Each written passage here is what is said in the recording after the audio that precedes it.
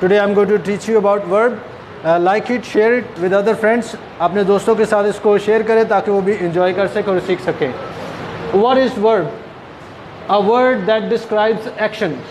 Verb का मतलब है ऐसे अल्फाज जो किसी शख्स की किसी सरगर्मी या अमल को ज़ाहिर करने के लिए इस्तेमाल की जाते हैं. मिसाल के तौर पर दाऊद goes to school.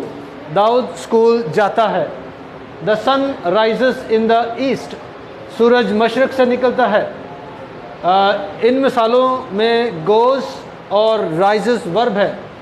इसके अलावा और भी मिसालें हैं जैसे writes, drinks, takes, makes and so on. इसके अलावा कुछ नई चीज़ बात करेंगे. काइंड्स ऑफ वर्ब, मुख्तलिफ़ किस्म के वर्ब हैं. Just going to give you introduction. आज इनके नाम ही मैंने आपको बताने, नेक्स्ट लेसन में इनकी डिटेल्स बताएंगे.